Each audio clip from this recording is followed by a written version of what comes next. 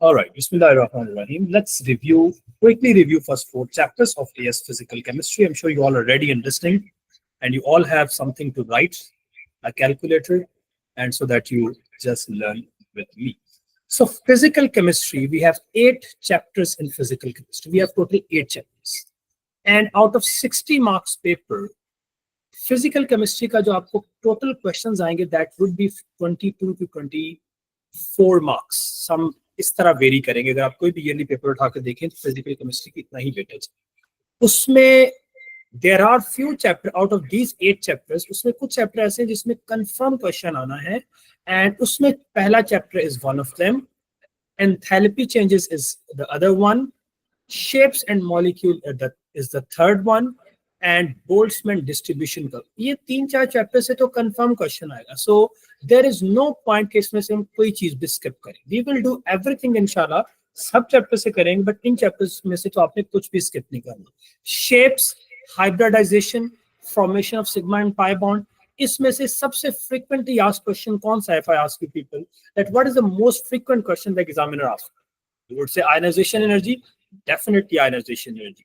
The trends and the reasons of ionization energy when you move top to bottom in the groups, or when you go across the period left to right, and exceptions in a period. Period 3 key ionization energy, very important general trend. How does the value of ionization energy changes as you go across the period generally? And what are the 2 exceptions? We did many a time this question. The exception is between second and third and fifth and sixth. Chalo, abhi start karte hain sab log. Okay. So atomic structure में यार, we need to understand the atom is mostly empty space. Atom, most of the atoms, अगर वो आपसे atom की definition पूछे तो most of the atom is empty, surrounded by a very small dense nucleus. So इसके अंदर एक छोटा सा nucleus होता है which contain the positive particles and the chargeless particle, but those chargeless particle have exact same mass as the positive particle, so they make the atomic mass of the atom. Electrons are found in the shells, and they have very negligible amount of mass, but they have the exact amount of negative charge as present in with the positive protons, right? Okay, so that contain the proton and neutron, electron found in the empty spaces around the nucleus. That's a basic structure we all know since grade 2. Okay, identify and describe the proton, neutron, and electron in terms of the relative charges. This is a bit important. ये भी O levels में हमने पढ़ा था. Relative charges में proton are +1, electrons are -1, and neutron का कोई charge नहीं है. The mass of proton is 1, neutron ka 1/18, electron ka 1/1840, और neutron का mass. So this is how you can write. अच्छा, ये इतना सिंपल नहीं देगा आपको. हो सकता है वो आपको कह दे कि the mass of, for example, वो आपसे कहेगा mass of proton is let's say 5. Sorry, this is electron, this is neutron, and this is proton. So अगर इसका mass आपको उसने 5 दे दिया, what should be the mass of proton here? Imagine these are not the exact masses and charges. These are the relative charges and relative masses. So if the mass of electron is any number, any random number, let's say 5 is used, so what could be the mass of proton? Mic is open. Sir, it would be 5 times 1 over वो जो electron का mass होता है. Not 5 times, not 1 over, 5 times the mass. Okay, so excellent attempt, Hassan. So whatever the mass of electron is, times 1840 is the mass of a proton. That is always true. Right? Whatever the mass of proton is, divided by 1840 would be the mass of electron. देखो, हमने proton का mass, electron का mass हमने assume किया पहले 5. Whatever the mass of electron multiplied by 1840 is the mass of proton. फिर मैंने कहा whatever the mass of proton is divided by 1840 is the mass of electron. तो देखो, इसको अगर मैं क्रॉस कर दूंगा तो कैंसिल हो जाएंगे. तो फिर न्यूट्रॉन का mass, इलेक्ट्रॉन का mass फिर से क्या बचा? 5 बच गया.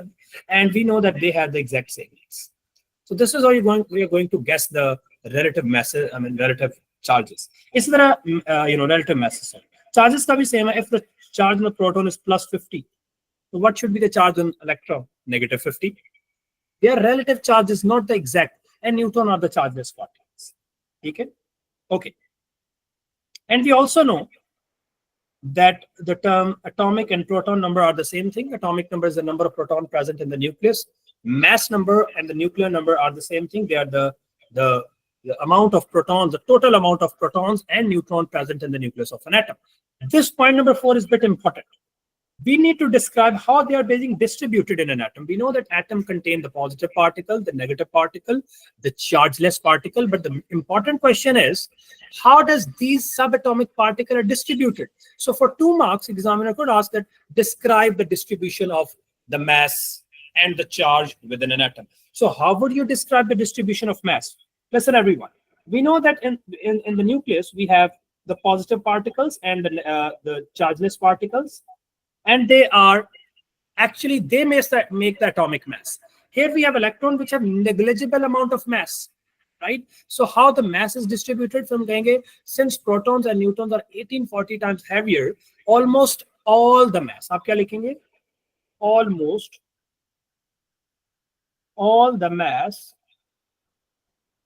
of atom कहाँ रहता है? Lies in the nucleus. Almost all the mass of an atom lies in the nucleus. This is how the mass is distributed. You know, shells में electrons होते हैं which have negligible amount of mass. How the charge is distributed? So the positive charge present in the nucleus, while the electron carry negative, which are negative, they revolve around the nucleus. So this is how the charge is distributed. Mass is solely lie in the nucleus. Charge is present equally, in the positive charge present in the nucleus, and while the negative charge revolve around the nucleus. Now, point number 5, the behavior of the protons, the neutrons, and electrons. So we test the behavior. Initially, we don't know what is the charge and what is the relative mass on these subatomic particles until we test them in an electric field, right? But the condition to test, whenever you are comparing the mass or the charge, the basic thing that you need to make sure that should be same for all of these, that you should provide the same velocity to all 3 particles. तीनों की velocity same होगी. I'm sure you can imagine that how would they behave. आपको कैसे behave करेंगे? For example, if this is the source of the particle, and this is your positive, and this is your negative plate, so electrons will be attracted to the positive plate, neutron won't attract toward any particle, and the protons will be deflected toward the negative plate, but the angle of deflection would be much lesser as compared to the electron. Electron sharp deflect करेगी. तो sharp deflection से हमें क्या idea हो रहा है? They are very light in mass. Since they are deflecting toward the positive particle, we know that they are negative particles. They are electrons. They do not attract any particles. They are neutron charge less particle. They are deflected toward the positive plate, so they are protons. But since their angular deflection is very less, so they are heavier. Make sense, everyone? So this is how you should. तो इसमें same चीज क्या रखी हमने? ये हमारा source है और सेम चीज रखी हमने वेलोसिटी, इनिशियल वेलोसिटी. ओके, तो नंबर 6 तो हमें पता है, ये हमने लास्ट क्वेश्चन भी किया था, how to find the proton, electron and neutron both in atoms and and in the ions. अगर आपको कोई एटम दिया हुआ, just a quick, magnesium had 1224, so we know that it has protons, it had the same electron, difference is neutrons. And if there is +2 charge, +2 का मतलब होता है कि electron, proton or neutron never changes. सिर्फ you can only play with electron. If there is plus charge, so electrons are less than protons. If there is a positive charge, electrons are lesser than protons. If there is a negative charge, electrons are more than protons. Protons कभी change नहीं होगी. आप ये नहीं कह सकते protons are more. technically वो बात ठीक होगी, लेकिन protons अभी भी 12 है. अगर इसमें चार्ज नहीं है तो इलेक्ट्रॉन भी 12 है. अगर चार्ज है तो इलेक्ट्रॉन कितने रह गए? इलेक्ट्रॉन तो 10 रह गए, प्रोटॉन तो उतने ही. तो चेंज हमने किसको किया? We could only play with electrons. Electrons are less when there is a positive charge. Electrons are more when there is a negative charge. When there is no charge, particles are same. Okay. Now point number 7, everyone. Important. Totally the concept that we discussed while ionization. State and explain qualitatively the variation of atomic radius. Let's first discuss the atomic radius in the periods and in the groups. So जल्दी से मुझे बताएं कि across a period atomic radius को क्या होता है? क्या होता है? It decreases. क्यों होता है? बिकॉज ऑफ टू रीजंस जो आपने मेंशन करनी। नंबर वन वही है जो हमने आयोनाइजेशन एनर्जी में पढ़ी। Protons are added in the nucleus, electrons are added in the same valence shell, in the same shell, same outer shell लिख दो, valence shell लिख दो। थर्ड चीज क्या लिखेंगे? shielding effect remains same, shielding remains same। ये 3-4 दिन अगर आप कोई किसी बच्चे को लगता है कि यार उसका केमिस्ट्री में बहुत अच्छी कोई तैयारी नहीं है, आई गारंटी यू कि अगर आप ये 3-4 डेज थोड़ा सा स्मार्ट तरीके से तैयारी करोगे, इंशाल्लाह पेपर से एक दिन पहले हम प्रिडिक्ट ही कर लेंगे कि पेपर में क्या आने वाला है। बट इट डिपेंड्स कि how would you go over these 2-3 days, how would you develop your connection back with the past papers, with the syllabus, and how much you're worried about your the grade। Of course grade तो ऐसी चीज जिसमें हमें बहुत ग्रेडी नहीं होना चाहिए, but still हमने एफर्ट की है और हमारी एफर्ट रिफ्लेक्ट करनी चाहिए। हमने अपनी पूरी एफर्ट करनी, ग्रेड जो भी आए वो इंशाल्लाह अल्लाह ताला हमारे लिए बेहतर है। ओके, सो प्रोटॉन्स इंक्रीज हो रहे हैं, इलेक्ट्रॉन्स सेम शेल में ऐड हो रहे हैं, शील्डिंग इफेक्ट सबसे इंपॉर्टेंट चीज, शील्डिंग सेम। तो एंड पे हम क्या लिखते हैं? We say that the net nuclear attractions increases. So therefore तो यही तो आयनाइजेशन एनर्जी की भी रीजन थी ना, net nuclear attraction increases, valence shell gets more closer. जब वैलेंस शेल करीब आएगा तो साइज क्या हो जाएगा उसका? स्मॉल। टॉप टू बॉटम क्या होता है? Let's look at the trend top to bottom. We know that as you move top to bottom, the atomic radius increases. सारी चीजें इसके रिवर्स हो जाएंगी, मतलब ऊपर से नीचे साइज, राइट? क्यों बढ़ रहा है? पहले तो आप देखो, for example if this is lithium, इसका एटॉमिक नंबर है 3, तो 2 1, इसके 2 शेल्स हैं। For example this is sodium, इसके होंगे 3 शेल्स, इसका एटॉमिक नंबर 11 है। तो पहले तो बहुत बेसिक चीज हो रही है ना, शेल्स बढ़ रहे हैं। इसके टोटल शेल्स 2 हैं, इसके टोटल शेल्स 3 हैं, इसके टोटल शेल्स 4 होंगे।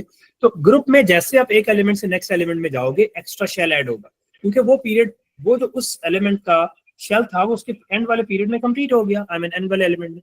जैसे नए ग्रुप में आएंगे, न्यू शेल इज एडेड, वो शेल में फिलिंग स्टार्ट होगी अंटिल के वो भी कंप्लीट हो जाएगा, नोबल गैस आ जाएगी, फिर नया शेल ऐड होगा। सो दैट्स हाउ बेसिक चीज है कि atomic, I mean extra shell is added.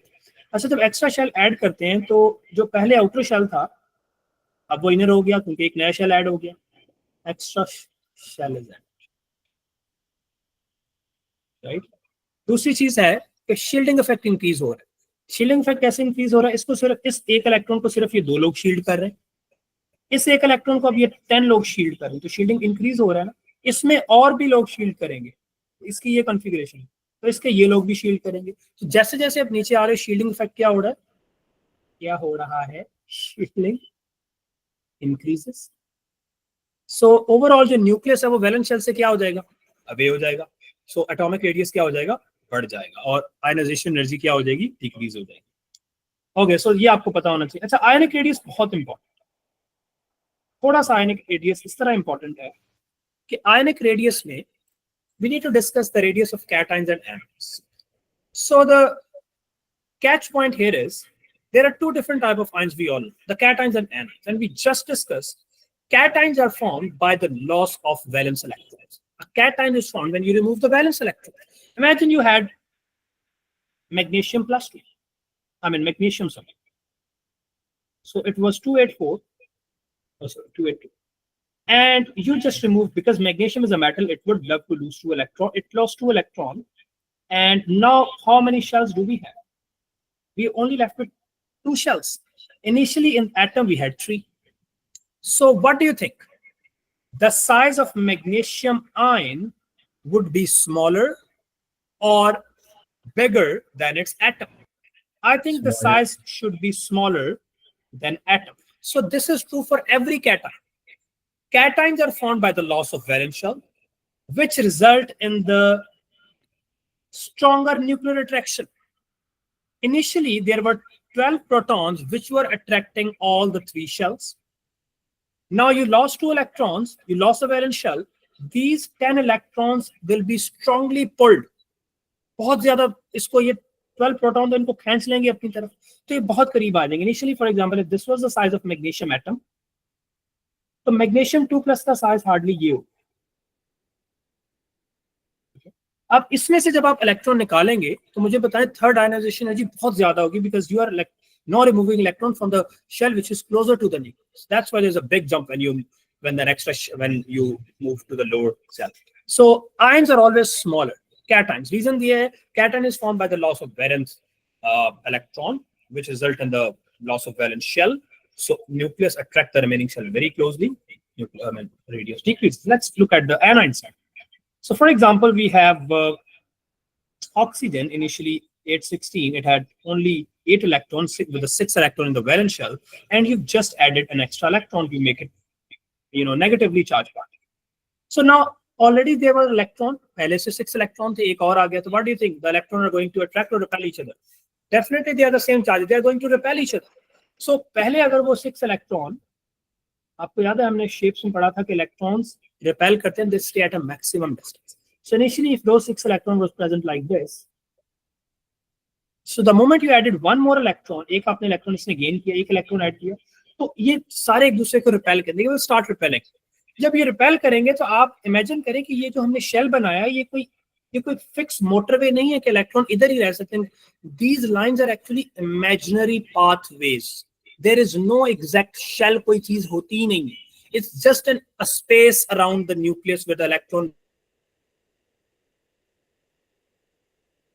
Yeah, so they will go away. थोड़ा सा और दूर हो जाएंगे. तो इनिशियली अगर वो ऐसे थे तो एक इलेक्ट्रॉन ऐड करने से उसका साइज क्या हो जाएगा, जैसे आप इलेक्ट्रॉन ऐड करेंगे थोड़े थोड़े और दूर हो जाएंगे, एक और ऐड करेंगे और दूर हो जाएंगे. That's how with anions are bigger than their atoms. Make sense everyone? Yes. ये रिवीजन के साथ पूरी वो चीज मैं आपको कोशिश कर रहा हूँ कि बता दूं, और आई एम श्योर कोई नई चीज अगर आपको मिल रही है विच आपके नोट्स में जो नहीं है तो आप उसको नोट कर रहे हो. Although you get the recorded lesson, but still जो लाइव क्लास की एक वाइब होती है वो रिकॉर्डेड में कभी भी नहीं हो सकती. Okay, so isotope are the atoms of an element. Atoms of an element with same amount of protons and electrons. सिर्फ प्रोटॉन्स लिखेंगे ए लेवल्स में मजा नहीं आएगा. Isotope are the atoms of an element with same amount of protons and electrons. For example, we have 6. So these are the two different atoms of the same element with same protons and electrons but different amount of neutrons. So because they have same electrons, both of them, they will show similar chemical properties, because chemical properties depends on number of valence electrons. Since their atomic masses are different, they would differ in their physical properties, right? So इनकी physical properties होती हैं, वो किस पे depend करती हैं? Those physical properties, they depend on the atomic mass. Since their masses are important, चीज ये है कि आप इसको represent कैसे करते हैं. Isotope. अगर आपने isotope लिखना है तो carbon 12 लिखना है तो this is how you represent the isotope in elements. कहीं भी, but this is the right way. This is not the right way to represent isotope. देखो कार्बन है तो इट्स अंडरस्टूड कि ये 6 एटॉमिक नंबर है, नंबर तो चेंज नहीं हो सकता, मास चेंज हो सकता है. So you have to specify कि ये कौन सा कार्बन है. If it is like hydrogen तो आपने स्पेसिफाई करना है कि हाइड्रोजन 1 वाला है, क्योंकि हाइड्रोजन के और भी आइसोटोप्स होते हैं. So this is how you put symbol hyphen and then the atomic mass. That's the right way of representing your isotopes. Okay, हाँ ये हमने कर लिया है. सो आइसोटोप की डेफिनेशन हो गई. रिप्रेजेंट कैसे करते हैं, ऊपर हम उसका एटॉमिक मास लिखते हैं और नीचे उसका नंबर लिखते हैं. State and explain why they show similar chemical properties. We did. State and explain why isotope should have the same physical properties limited to the atomic mass. I mean different physical properties. So I think आपको समझ आ गया. Okay. So पहला chapter is extensive. Yeah. Electrons, energy levels, and orbitals. We know that we should know what are shells and subshells and orbitals. So shells are the space around the nucleus, the pathways in which the electron revolve. Subshells are the further divisions. आप इनको energy level भी कह सकते हैं. Shells are the energy levels, So in which electron revolve. It's the space around the nucleus in which electron revolves. Subshells are the sub-energy level. They are the sub. So shells हमारे पास क्या है? K is the first shell, L, M and N. तो हमारे पास हमारे syllabus में 4 shells हैं by the way. K is the first shell, L is the capital I. Second shell, this is third, and this is fourth. Each shell, each energy level, main energy level, shells are the main energy level. Each energy level is further divided into sub energy levels. K का एक ही सब shell होता है जिसका नाम है जो सब शेल्स होते हैं उनको हम स्मॉल लेटर से रिप्रेजेंट करते हैं. L के 2 सब शेल हैं जिसको हम S और P कहेंगे. M के shell number tells you the sub shell numbers. जो उसका शेल नंबर है उतने उसके सब शेल है. K is the first shell, एक ही सब शेल है. L is the second shell, 2 sub shell. M is the third shell, 3 sub shell. N is the fourth shell, 4 sub shell.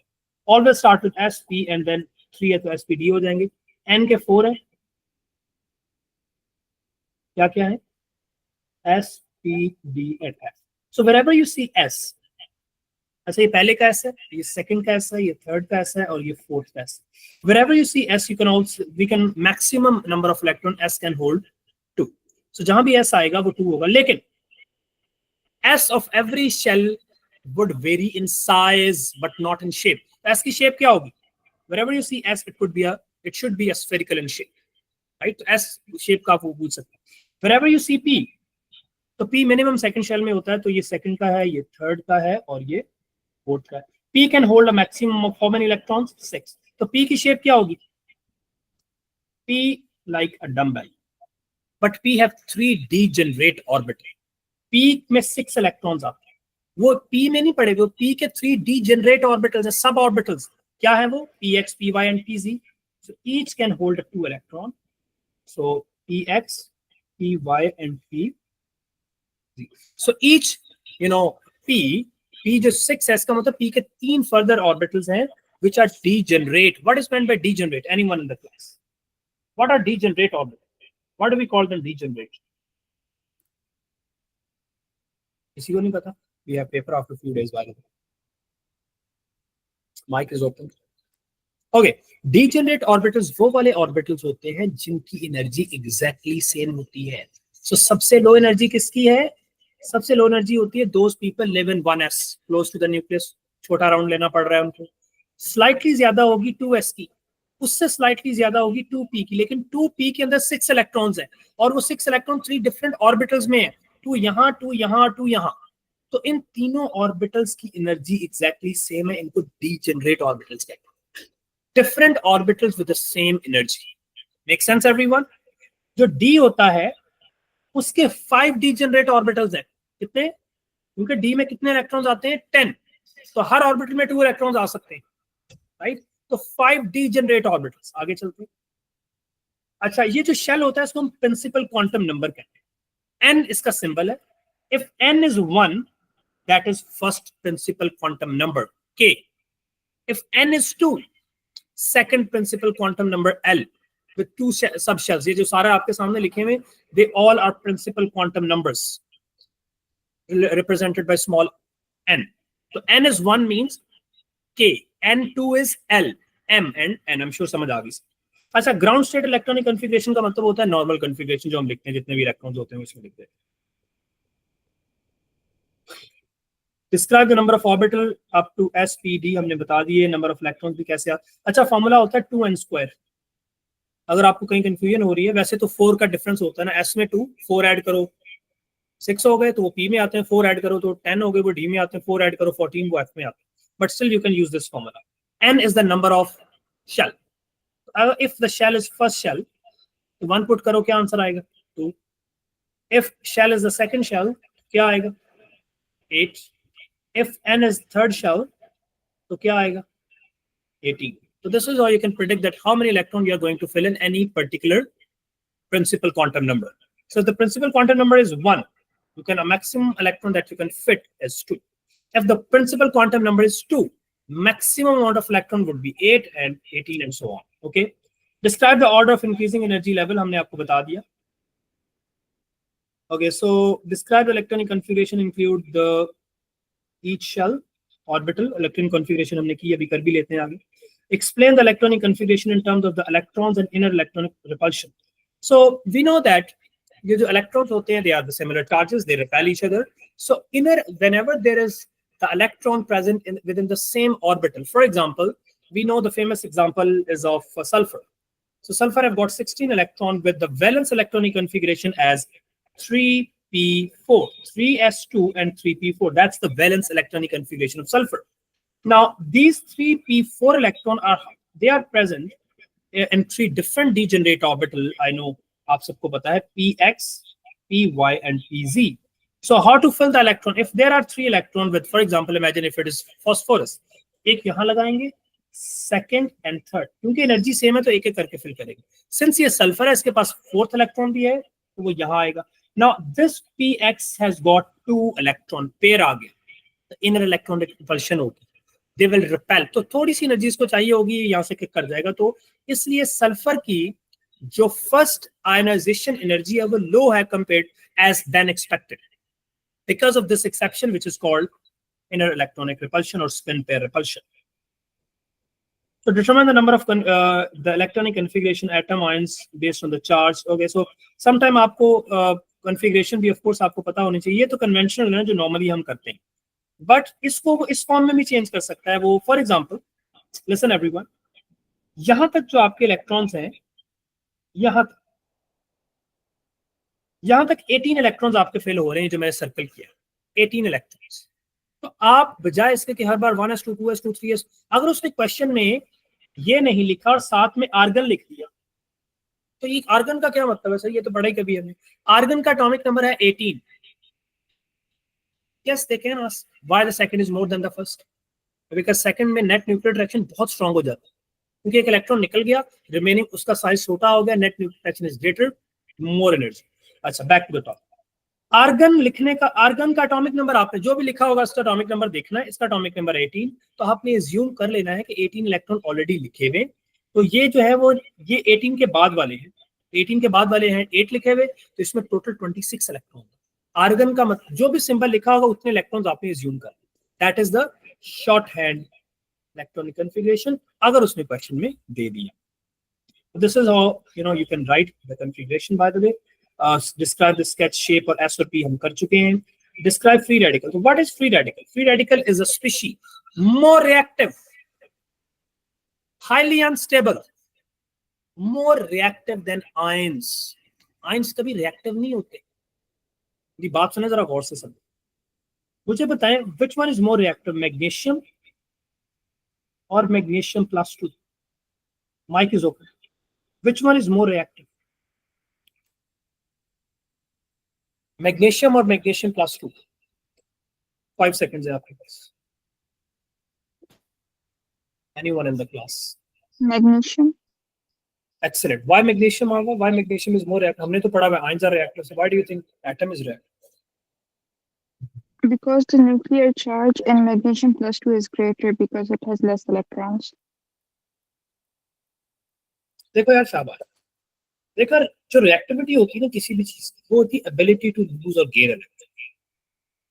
मुझे बताएं कि इनमें से इजीली इलेक्ट्रॉन लूज कौन करेगा? मैग्नीशियम की एबिलिटी लूज करने की ना मैग्नीशियम 2+ जल्दी से लूज करेगा? Which one will lose? भाई मैग्नीशियम प्लस 2 तो स्टेबल है, ये तो कभी रिएक्ट ही नहीं करेगा, ये तो स्टेबल है, इसकी कॉन्फ़िगरेशन है। Why would it even react? It is already a stable particle.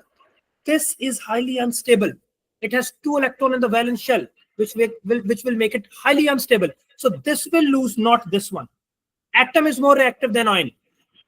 जो free radicals होते हैं, they are highly unstable, more reactive than anything present in our syllabus, part of our syllabus. More reactive than atoms or ions, because उसमें जो configuration होता है, अब मेरी बात सुने सब लोग। देखो हमारे पास है क्लोरीन Cl2. Cl2 का मतलब stable, I mean both chlorine atom are stable, I mean bond बनाया हुआ। एक मेरे पास है क्लोरीन, तो of course this chlorine would be highly unstable, क्योंकि with this shape, with this atomic number, it has 7 electron in the valence, it just need 1, तो ये तो जल्दी से रिएक्ट करेगा, स्टेबल हो जाएगा। तो any particle which have odd number of electron, odd number होगा जब अनपेयर्ड इलेक्ट्रॉन्स होंगे, वो एक अनपेयर हो सकता है, एक से ज्यादा। अब 17 की जरा कॉन्फ़िगरेशन तो लिखें, it has 7 in the valence shell, तो इसकी आउटर शेल इलेक्ट्रॉनिक कॉन्फ़िगरेशन ये बनेगी 3s2 और 3p5। अब 5 की जरा हम ऑर्बिटल बनाते हैं, ये तो पेयर है, निकल गया। अब 5 में कैसे लिखेंगे? 3 ऑर्बिटल्स हैं, ये देखो 5 हम लिखने लगे, 1 2 3 4 एंड 5। तो देखो इसमें एक है ना अनपेयर्ड, तो ये क्या है? This is a free radical. How it is formed? Free radical बनते कैसे, मुझे ये बताएं। Another important question,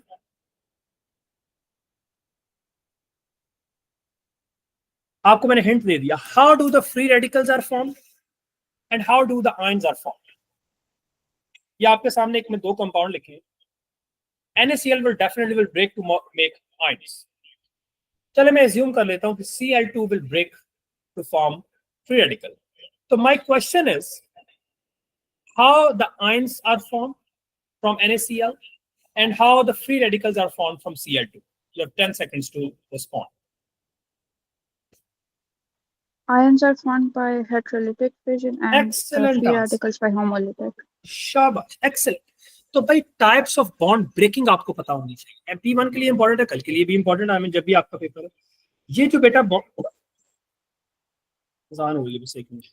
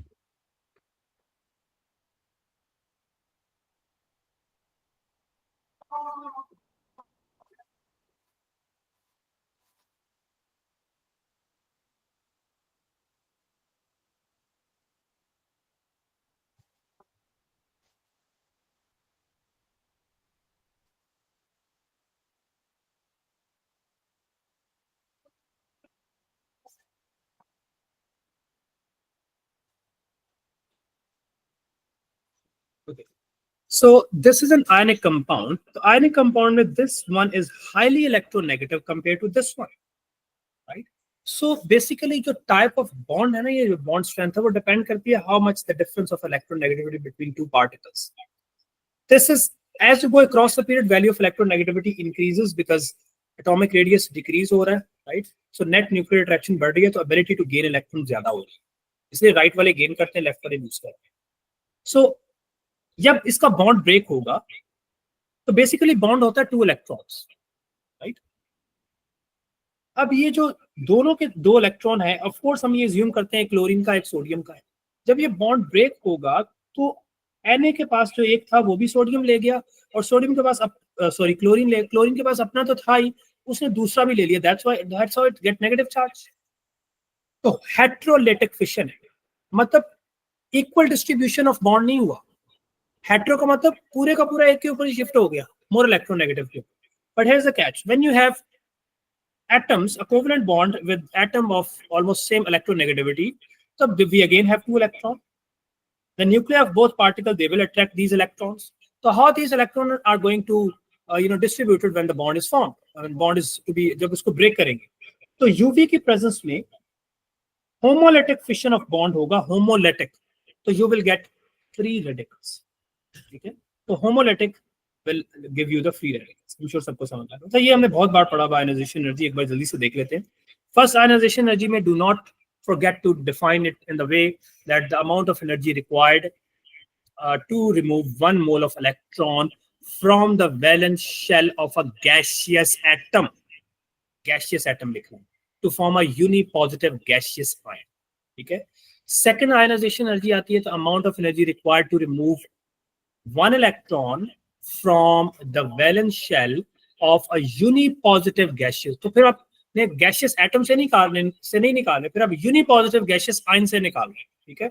for example, अगर मेरे पास मैग्नीशियम है तो इसकी फर्स्ट आयनाइजेशन एनर्जी ये होगी, और इसकी सेकंड आयनाइजेशन एनर्जी देखो. फर्स्ट आयनाइजेशन एनर्जी में we are removing an electron from a unipositive gaseous atom, gaseous atom से निकाल रहे हैं.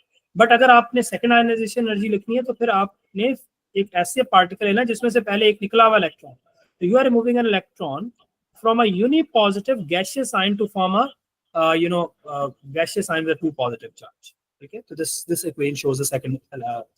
तो इसकी बेटा हमें यो भी पता है when you go across ionization energy बढ़ रही है. स्टार्ट में आपको बता दिया क्यों बढ़ रही है.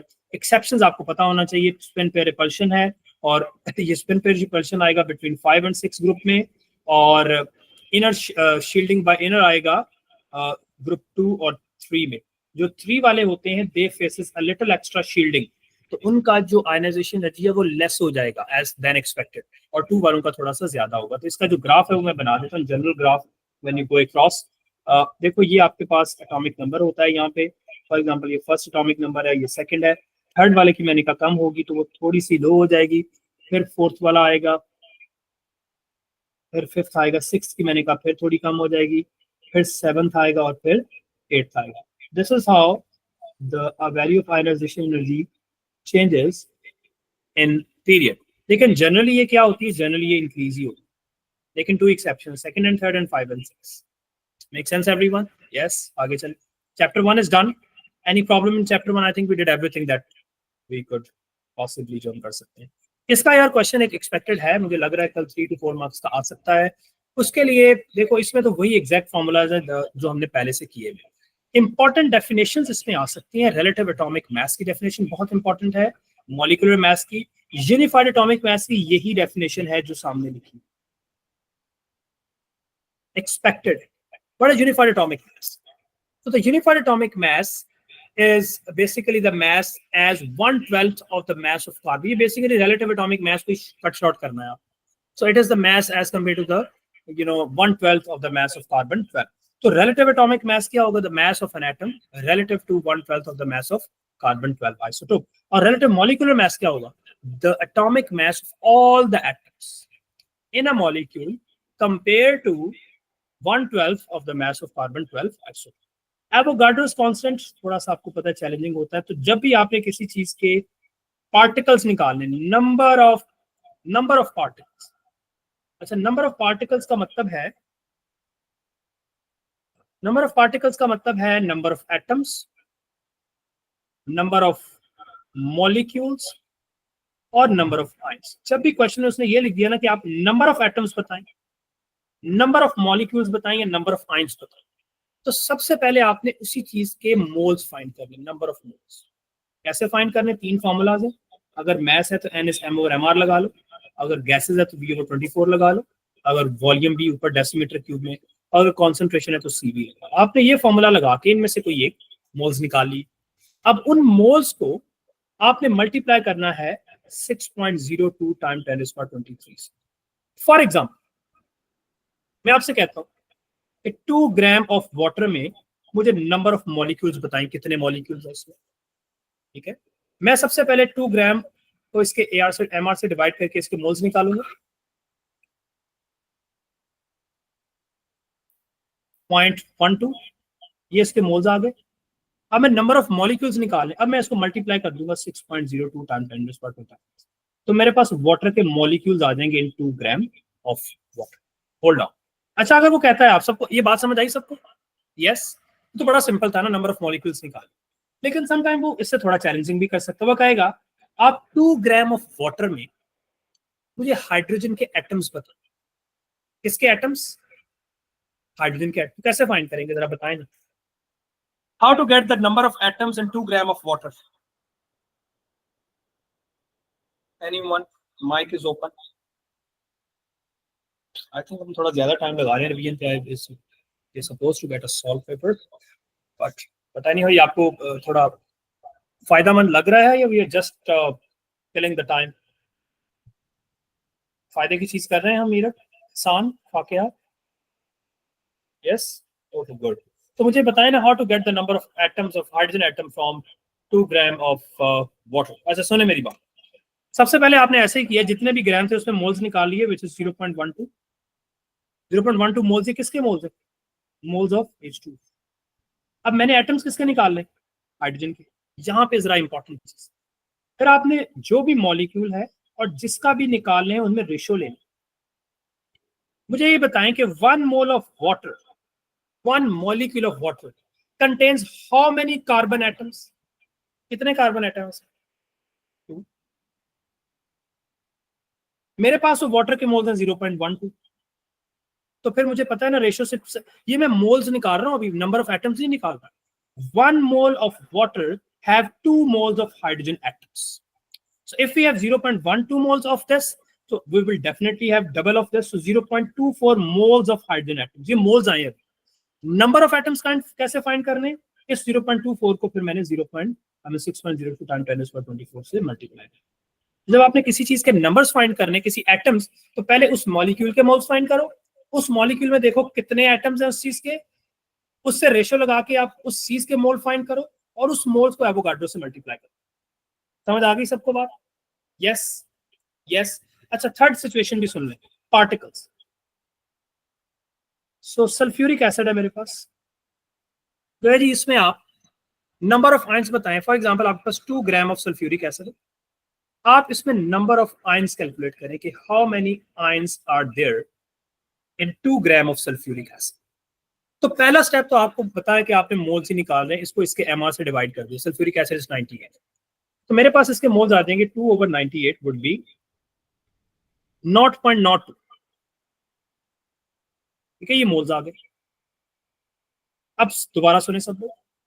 अब मुझे बताएं, when you dissociate 1 mole of sulfuric acid, 1 molecule of sulfuric acid in easy language, तो कितने आयंस प्रोड्यूस करेगा ये? How many ions will this molecule produce when you put this in water? इसी भी एक्वा सॉल्यूशन कितने ions produce करेगा? Shavez, Saad, Hasan from Islamabad.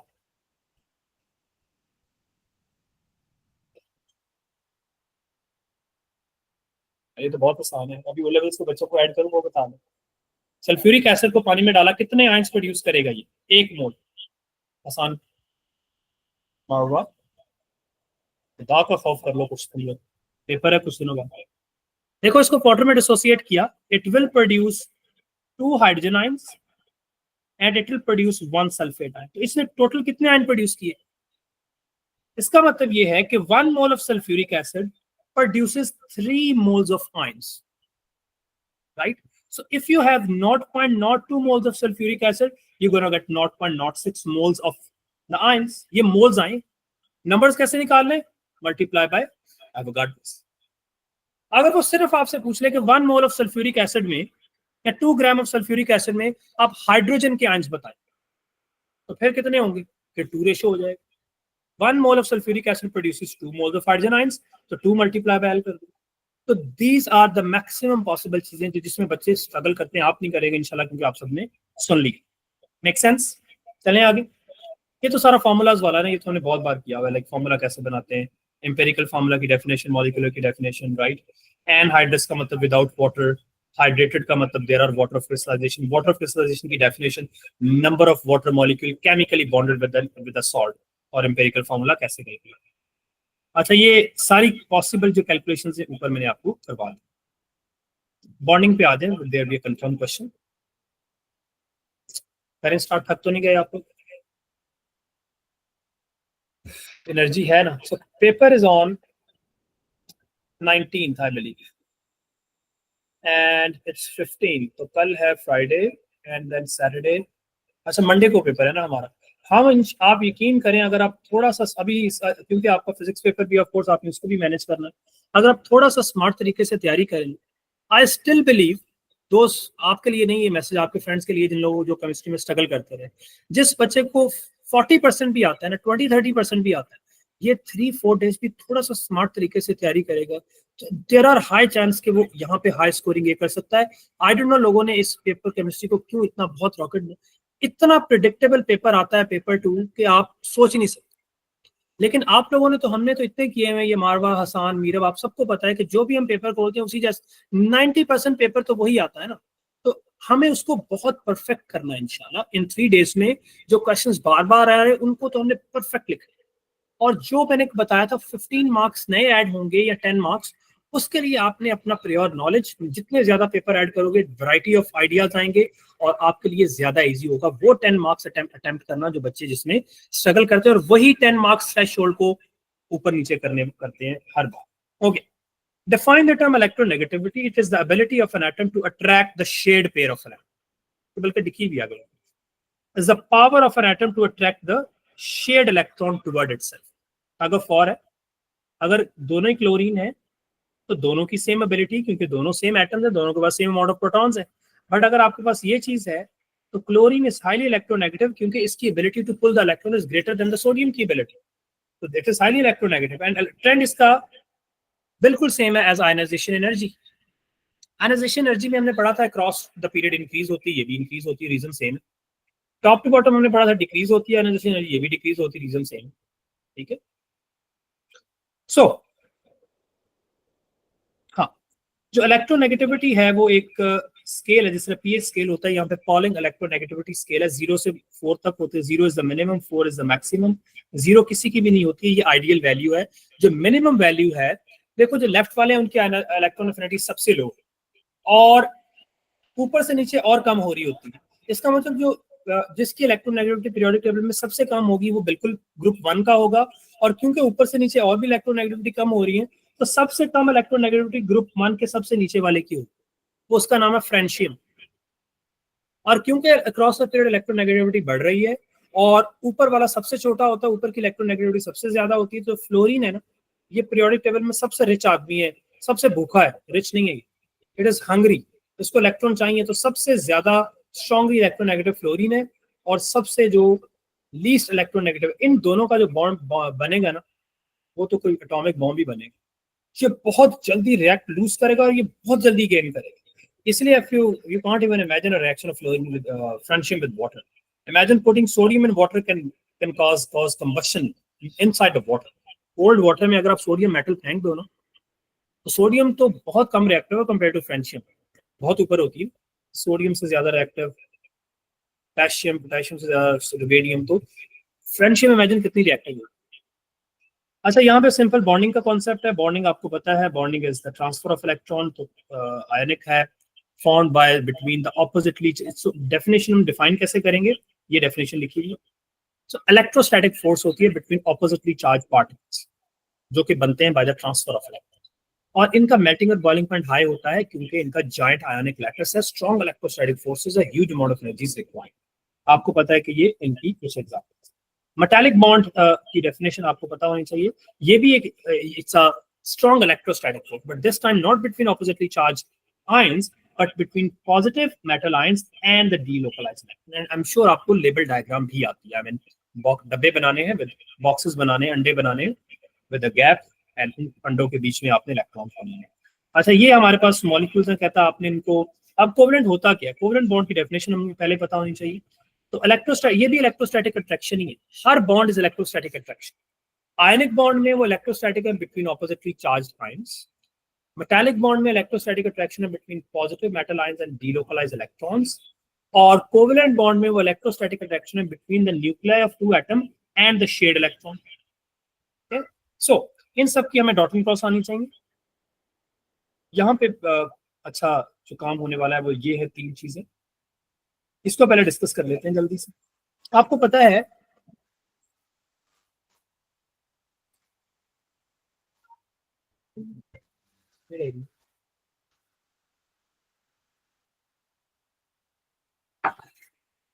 इसको पढ़े जरा सब लोग प्लीज. ओके, ये उसके मुंह पे भेज देते हैं.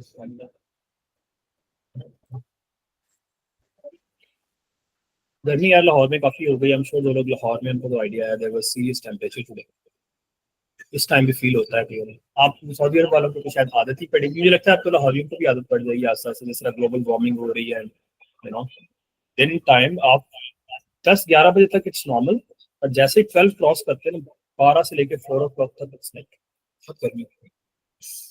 मैं कभी दोपहर में सोता नहीं हूँ, मतलब कभी वो रेस्ट नहीं करता हूँ, लेकिन आज तो मैंने भी कहा यार थोड़ी रेस्ट करो, क्योंकि कल आज ओ लेवल्स का पेपर था एपीपी, और रात हम काफी देर तक पढ़ते रहे बच्चों के साथ.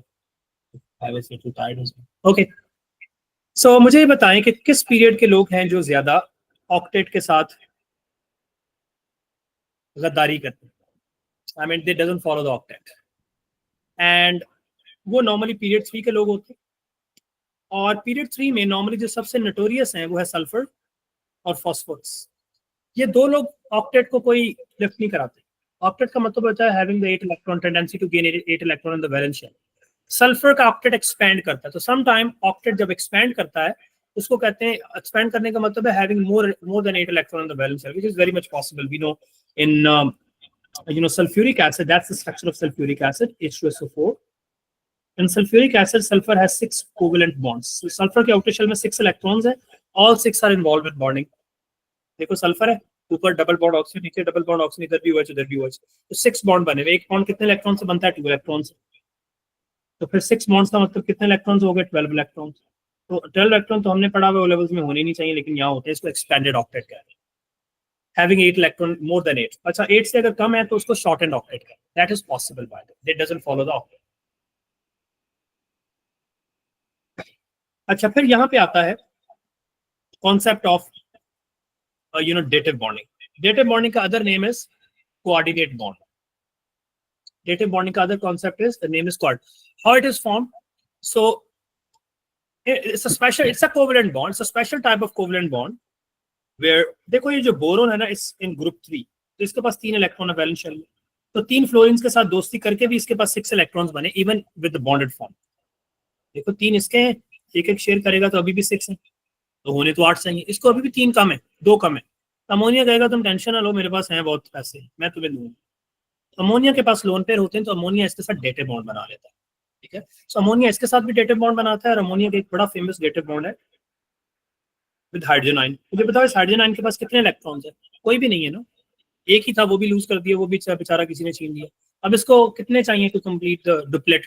2 चाहिए, तो वो दोनों इसको नाइट्रोजन देगा। जब दोनों नाइट्रोजन देगा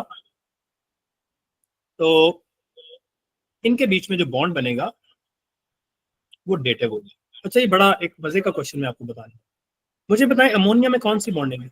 नॉर्मल NH3 में कोवलेंट है ना, एक हाइड्रोजन आ गया तो डेटिव बॉन्ड हो गया, ओवरऑल ये इसकी क्या चार्ज हो, ओवरऑल ये पॉजिटिवली चार्ज पार्टिकल बन गया।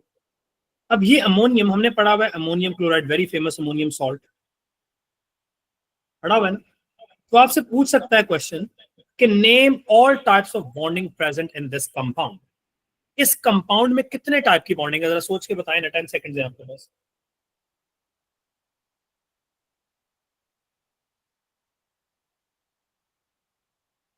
How many types of bonding is present in ammonium chloride? कितने टाइप की बॉन्डिंग? 3 टाइप की बॉन्डिंग। कौन कौन सी है? सिंपल कोवेलेंट है, डेटिव है, तो ये तो हो गई 2 टाइप की इसमें। तो जब अमोनियम ये है, अमोनियम जब क्लोराइड से रिएक्शन करेगा तो आयनिक होगी ना, ऑपोजिटली चार्ज आयंस भी तो बन गए ना ये। तो अमोनियम में 2 टाइप की है, जब अमोनियम क्लोराइड से दोस्ती करेगा तो आयनिक भी आ गई, तो 3 डिफरेंट टाइप की बॉन्डिंग पॉसिबल है, ठीक है।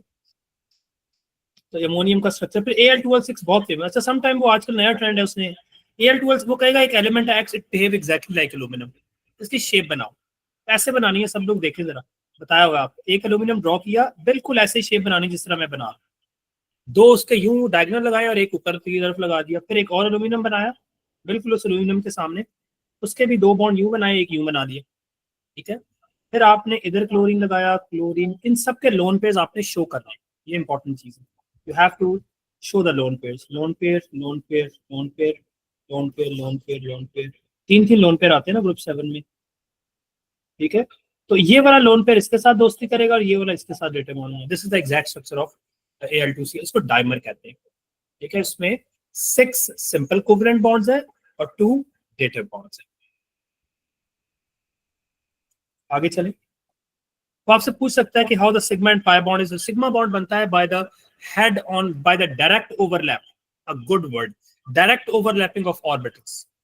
और ये स्ट्रॉन्ग बॉन्ड होता है, ज्यादा स्टेबल है, more energy is required to break. जो पाई बनता है ये साइडवेज ओवरलैप से बनता है ऑफ एडजेसेंट ऑर्बिटल्स, ठीक है। तो साइडवेज ओवरलैप है। और इंपॉर्टेंट चीज, सिग्मा बॉन्ड में जो इलेक्ट्रॉनिक डेंसिटी है बिटवीन द न्यूक्लियस है, कार्बन कार्बन में सिग्मा बॉन्ड है ना, तो electronic density between the nucleus है। जो पाई बॉन्ड है उसमें electronic density above and below है, इसलिए जो पाई है वो ज्यादा रिएक्टिव होता है क्योंकि उसकी इलेक्ट्रॉनिक डेंसिटी स्कैटर्ड है। तो कोई भी चीज आपके साथ उसके साथ पंगा कर सकती है। सिग्मा बॉन्ड तो मोर अलाइंड है ना, और दोनों न्यूक्लियाई इसके उसको अट्रैक्ट कर रहे हैं बड़ा, और ये मोर अलाइंड है, इसलिए ये कम रिएक्टिव है। ये हमने पिछले दिनों में पढ़ा था कि sp होता है when, how do we find the type of hybridization? तो आपने lone pair plus sigma bond को ऐड करना है। If the answer is 2, sp है, sp का मतलब 180 और लीनियर है। इफ द आंसर इज 3, इस फॉर्मूला में लगाएंगे, आंसर अगर 3 आ रहा है, सेंट्रल एटम के काउंट करने हैं आपने, तो हाइब्रिड अगर उसका 3 आंसर आता है तो sp2 है, 120 है, ट्राइगोनल प्लानर है। अगर आंसर 4 आता है तो 109.5 डिग्रीज है, टेट्राहेड्रल है। ठीक है, इसमें वैरायटी है sp3 में, ये आपको पता होना चाहिए। 107 है, 104.5 भी है water. Define the terms. Bond energy required to break 1 mole of bond to form the gaseous atoms. ठीक है, इन द गैसियस स्टेट तो लिखी हुई डेफिनेशन। बॉन्ड लेंथ क्या होती है? Distance between the two nuclei, two bonded atoms. ठीक है, internuclear distance. Use a bond energy. अगर किसी की बॉन्ड लेंथ बहुत ज्यादा है तो उसकी बॉन्ड एनर्जी कम है, अगर किसी की बॉन्ड लेंथ कम है उसकी बॉन्ड एनर्जी ज्यादा है, इनवर्स है ये।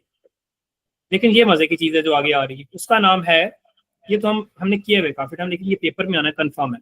कोई भी ट्राइगोनल होगा 120, लीनियर होगा 180, टेट्राहेड्रल होगा 9.5, पिरामिडल 107, नॉन लीनियर का मतलब होता है इसको बेंड शेप भी कहते हैं, यूं ही बनेगी शेप।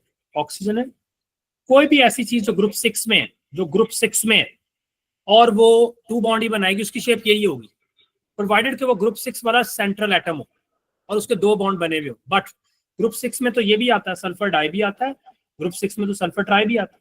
तो सल्फर ट्राई आपको पता ना एक्सेप्शन है। सल्फर ट्राई में what type of hybridization here and what is a bond angle? क्या लग रहा है? ट्राइगोनल प्लानर लग रहा है, 120 sp2 है। ठीक है, और इसमें एक लोन पेयर पड़ा हुआ है, तो ये क्या होगा? बेंट शेप होगा। तो you should know.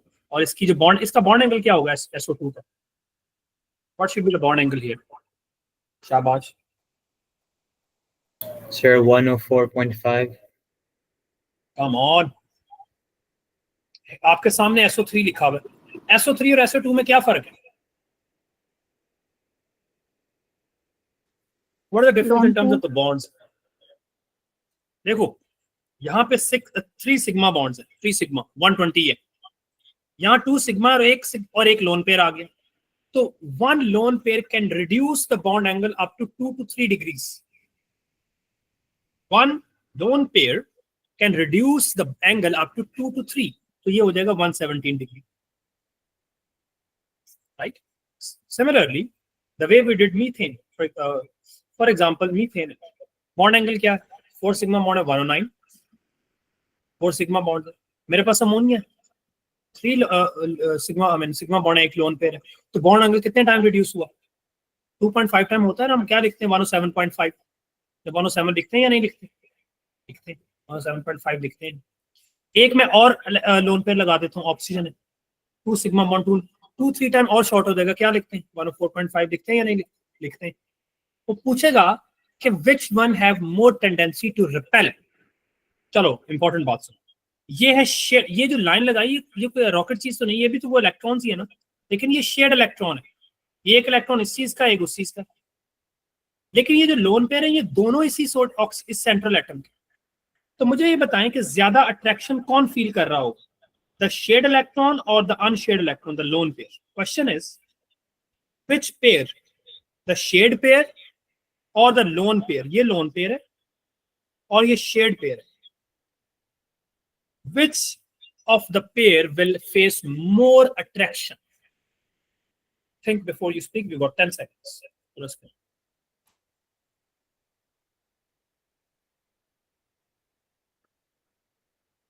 Yes, Hassan.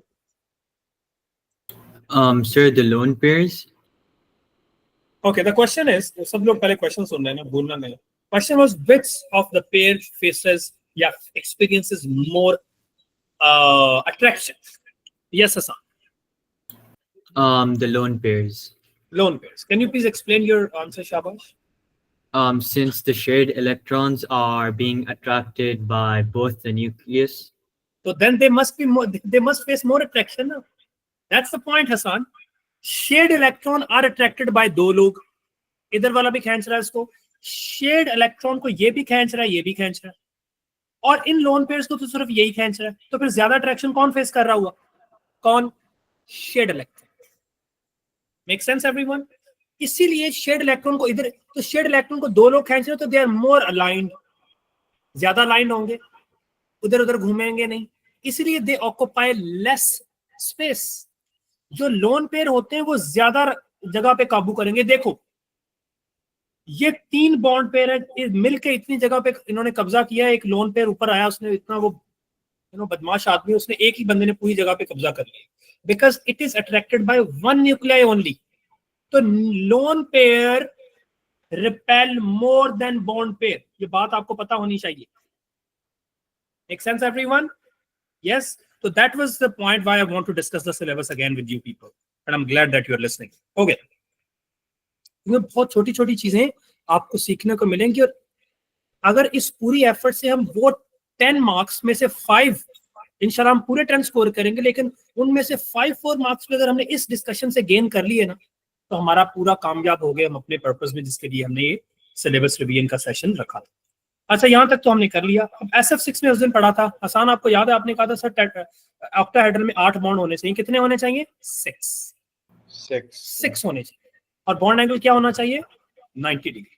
तो ये 5 की शेप्स हम लोग सुन ले। मैं SF6 भी बनाता हूँ 6, क्योंकि अगर 3D शेप बनानी है तो इन जो 2 लोग हैं इनको यूं बना दो, ऊपर नीचे वाले एग्जैक्ट सेम प्लेन में, इधर वाले यूं वेज में। अगर 3D बनानी है, अगर 2D बनानी है तो बस सिंपल यूं लाइनें लगा। ये 2D शेप है, वैसे मेरा ख्याल हमारे सिलेबस में 2D है। अगर आपने, ये ऑक्टाहेड्रल है, 90 degree apart each angle from other one. अगर आपने बनाना है क्या कहते हैं, ट्राइगोनल बाय पिरामिडल, याद रखना है, ट्राइगोनल बाय पिरामिडल। तो कैसे बनाएंगे? पहले आप बनाएंगे सिंपल ट्राइगोनल। ये ट्राइगोनल लग रहा है या नहीं लग रहा? लग रहा है ना ट्राइगोनल? अगर थोड़ा सा मैं और अच्छी स्केचिंग कर दूं, दिस इज ट्राइगोनल। अब क्योंकि ये P5 है तो एक यहां भी आएगा और एक यहां भी। This is how you draw trigonal bipyramid. ये जो लोग हैं इनमें 120 है, ठीक है, और इनमें 90 है। तो ट्राइगोनल बाय पिरामिडल में कितने बॉन्ड एंगल्स हैं? 120 और 90। Make sense everyone? That's what I want to discuss with you people. अच्छा जी, much important intermolecular forces. You know, there should be a question from them which will examiner would ask you to comment on. Last thing. बस एक minute दो, मैं उनको जरा आगे कर दूं।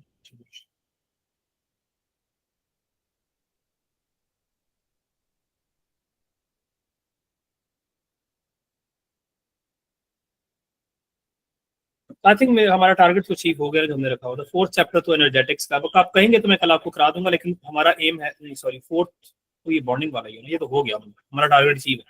अच्छा यार, ये इंपॉर्टेंट चीज है, यहाँ से वो क्वेश्चन पूछेगा आपसे, कहेगा draw the show the hydrogen bonding in water. तो वाटर में आपने कैसे शो करनी होती है हाइड्रोजन बॉन्डिंग, पहले आपको पता होना चाहिए होती क्या है, और फिर आप उसको शो भी कर सकते हैं। देखो बेटा, ये पार्शियल पॉजिटिव होते हैं, इसके लोन पेयर ड्रॉ करने हैं, पार्शियल नेगेटिव है, और आपने हमेशा लोन पेयर को अट्रैक्ट करना है और दूसरे के साथ पंगा कर देना है। और अगर वो कहेगा एक बनाना है तो आप एक बना दो, दूसरा भी बनाना है तो इधर भी बना दो, ठीक है। तो this is how you draw. HF में बनानी है तो बिल्कुल सीधी सीधी बना दो, लेकिन don't forget to put the lone pair and the partial negative and the partial positive and okay. So ये जो हाइड्रोजन बॉन्डिंग होती है ये बहुत इंपॉर्टेंट चीज है, और ये होती है between hydrogen of one molecule partial positively charge and nitrogen oxygen and fluorine of the other molecule, right. वो जो पार्शियल पॉजिटिवली चार्ज होती है, partial negatively charge, sorry, highly electronegative. अच्छा, हाइड्रोजन बॉन्डिंग की वजह से वाटर के अंदर एक बड़ा यूनिक प्रॉपर्टीज आती हैं कि water, because of the hydrogen bonding this life is possible, we survive because of hydrogen bonding. Because अगर हाइड्रोजन बॉन्डिंग ना होती तो वाटर जो होता है वो फ्रीज होके आइस बनाता है, और आइस की डेंसिटी, आइस सॉलिड होता है, सॉलिड की डेंसिटी अपने ही बीकर से ज्यादा होती है, तो आइस की डेंसिटी ज्यादा होती। अगर आइस की डेंसिटी ज्यादा होती तो आइस फ्लोट ना करती। अगर आइस फ्लोट ना करती तो जैसे ही विंटर आता, पूरी ऑल अक्रॉस द ग्लोब हर जगह ओशन फ्रीज हो जाते, लिटरली जीरो बॉटम से फ्रीज होते, सब कुछ फ्रीज हो जाता। अब होता ये है कि हाइड्रोजन बॉन्डिंग की वजह से टॉप लेयर आइस होती है, सिंस तो लेस डेंस है, वो फ्लोट करती है, और under ice, I mean under the layer of ice, warm water, normal water, fresh water, जो इवन इन एक्सट्रीम -70, -50 में भी, साइबेरिया, रशिया, कनाडा में भी the marine life can enjoy. और इसकी serious implications on the human life as well. आप उसको बेहतर जानते हैं कि how it's actually the ocean and everything is related to us. फिर इसी की वजह से उसने कहा कि it has high melting and boiling point. तो हो सकता है ये क्वेश्चन में बता दे, तो कहेगा कि अदर इसकी एप्लीकेशंस बताएं हाइड्रोजन बॉन्डिंग की। एक तो हाई मेल्टिंग पॉइंट ये, बट मैं आपको गारंटी करता हूँ ये किसी बच्चे को नहीं पता होता है कि ये भी कोई चीज है जो हाइड्रोजन बॉन्डिंग की वजह से हो सकती है।